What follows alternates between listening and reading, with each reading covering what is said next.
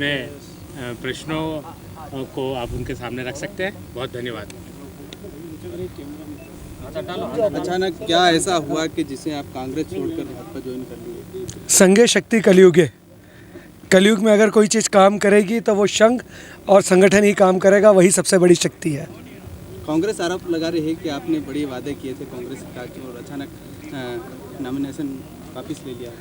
सीधी सी बात है, जब आप ज़मीन पर जाते हैं, आम जनता से मिलते हैं, लोगों से मिलते हैं, उनकी मानसिकता को समझते हैं, उनके मर्म को समझते हैं, उनके दर्द को समझते हैं, तो उसके लिए जो सबसे अच्छा रास्ता होता है उनके दुखों का निराकरण करने का, उस रास्ते पे चल पड़ा हूँ।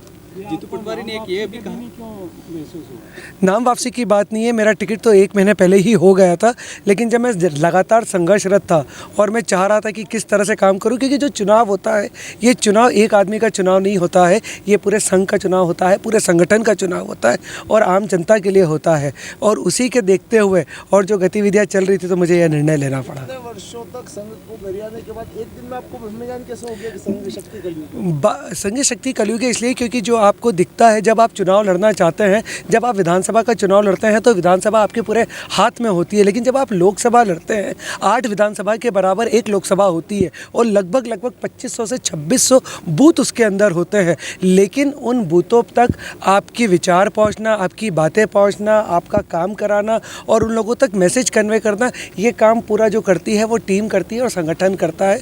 और वो संगठन अगर काम करेगा तो ही आपकी चीज़ें पहुंच पाएगी।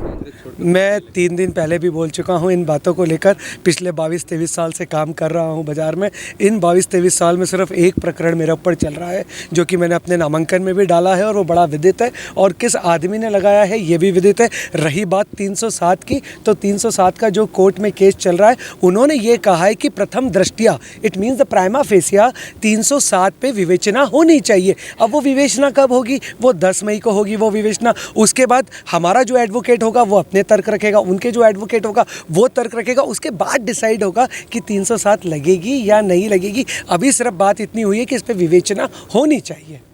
नहीं, ये कहना बिल्कुल ही गलत है कि मैंने किसी के साथ गलत खिलवाड़ किया है। अगर आज इंदौर की 26.5 लाख की जनसंख्या है, आप उन तक उनका दर्द दूर करने के लिए आप उनके पास जाते हैं।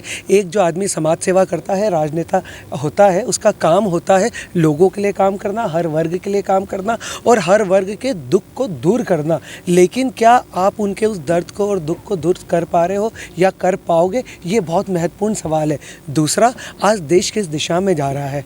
आज जो ये देश है कर्मवीर हो रहा है। कर्मवीर होना बहुत अच्छी बात है, काम करना बहुत ज़रूरी बात है, पर जो हमारी भारत की ज़मीन है, ये संस्कारों का देश है, ये संस्कृति का देश है। यहाँ पे आदमी के अंदर धर्म का पैमाना होना बहुत ज़रूरी है अगर आपको सही काम करना है। और ये धर्म का पैमाना आज कहाँ से बह रहा है, ये पूरे 140 करोड़ लोग जानते हैं।